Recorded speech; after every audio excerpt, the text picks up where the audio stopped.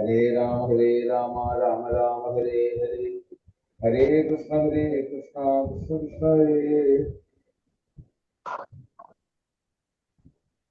ഭക്തന്മാരുടെ നിസ്വാർത്ഥമായിട്ടുള്ള ഭജനം, ജ്ഞാനികളായിട്ടുള്ള ബ്രാഹ്മണരുടെ നിഷ്കാമമായിട്ടുള്ള കർമ്മങ്ങള്, ശീശ്വരന്മാരുടെ ത്യാഗ മനോഭാവം, ഇതെല്ലാം പത്തുമണി വരുമ്പോഴാണ് നമുക്ക് ഇതുപോലെ സജ്ജന സംസർഗം ഉണ്ടാകുന്നത്.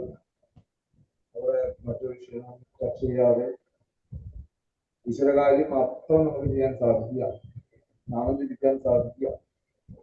ഇതൊക്കെ ഈ മഹാത്മാക്കളുടെ പുണ്യാത്മാക്കളുടെ ഒരു കാരുണ്യം എന്നുകൊണ്ട് മാത്രം.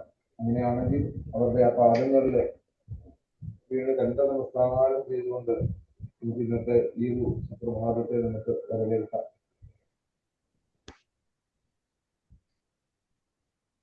ജീവിതത്തിലുണ്ടാകുന്ന ഏത് പ്രശ്നങ്ങൾക്കും ഒരു പരിഹാരമാണ് മൗനം എന്നുള്ളത്.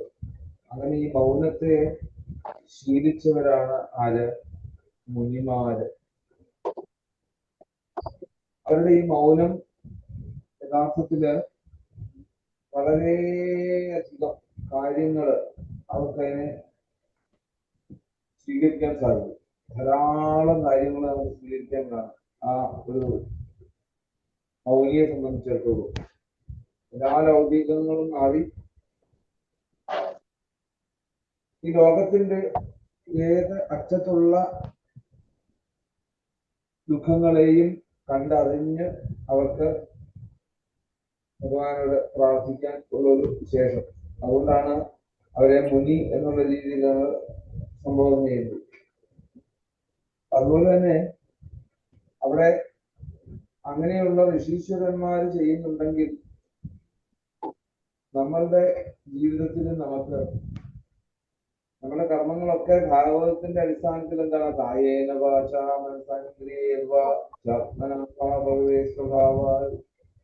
ഇന്ദ്രിയങ്ങളെല്ലാം എന്തായിരിക്കണം? സമർപ്പണ മനോഭാവത്തോടുകൂടി ചെയ്യാൻ നമ്മൾ തയ്യാറായിരിക്കണം. പക്ഷെ ഇവിടെ അങ്ങനെയല്ല. ഇവിടെ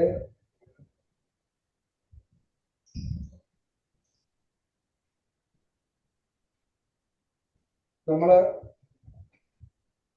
ഓരോ പ്രവൃത്തികൾ വരുമ്പോഴും അതിന്റെ ഇരട്ടി പ്രതികരണത്തോടു കൂടിയാണ് നമ്മളുടെ ഭാവം. മറിച്ച് നമുക്കൊന്ന് മൗനമായിട്ടിരിക്കാൻ ശ്രമിച്ചാൽ, മൗനം ഒന്ന് ശീലിക്കാൻ സാധിച്ചാൽ അത് ലോകത്തിന് തന്നെ ഉപകാരമായിട്ട് മാറുകയാണ്. അതാണ് സജ്ജനങ്ങളുടെയും അതുപോലെ തന്നെ ഭക്തന്മാരുടെയും ഒക്കെ ഈ മൗനം ശരിക്കും ലോകത്തിന് വലിയൊരു മുതൽക്കൂട്ടായിട്ട് കൊടുക്കുന്നു. ഈ മൗനമാണ് യഥാർത്ഥത്തിൽ ഇന്ന് പലതരത്തിലുള്ള പുരാണങ്ങളും ഇതിഹാസങ്ങളും ഒക്കെയായിട്ട് നമ്മളിലേക്ക് എത്തിയിരിക്കുന്നത്. അങ്ങനെയൊന്നും നമുക്ക് മൗനമായിട്ടിരിക്കാൻ സാധിച്ചു കഴിഞ്ഞാൽ നമുക്ക് പലതിനെയും നമുക്ക് അബ്സോർവ് ചെയ്യാൻ സാധിക്കും.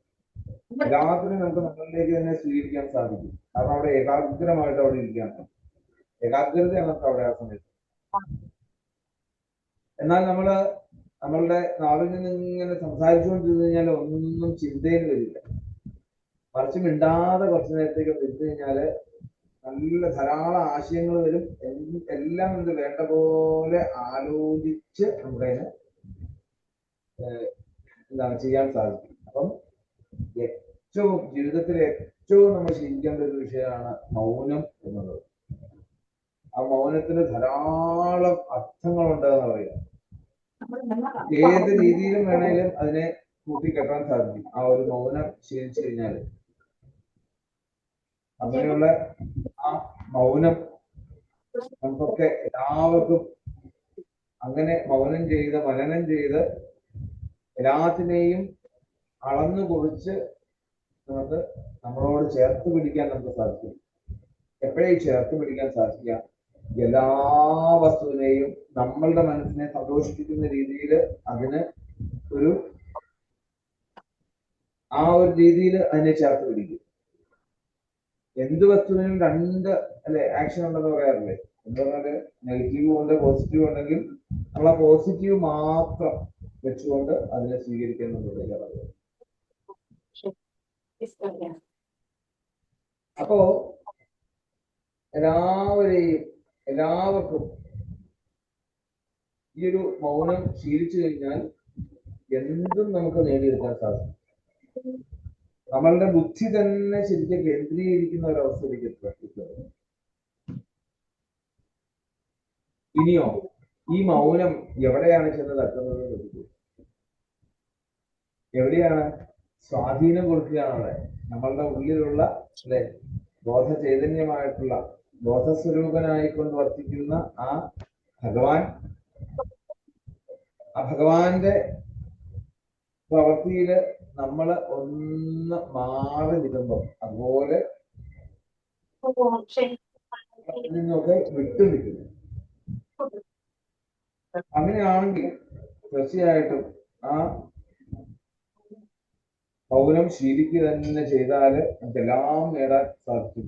നമ്മളുടെ ജീവിതത്തില് ഏത് ദുഃഖങ്ങളെയും മറികടക്കുവാനുമായിട്ടുള്ള ഒരു മനോധൈര്യം നമുക്ക് നേടാൻ സാധിക്കും. അതുപോലെ നമുക്ക് മൃഗങ്ങൾക്ക് വേണ്ടിയിട്ടും സസ്യങ്ങൾക്ക് വേണ്ടിയിട്ടും അതുപോലെ തന്നെ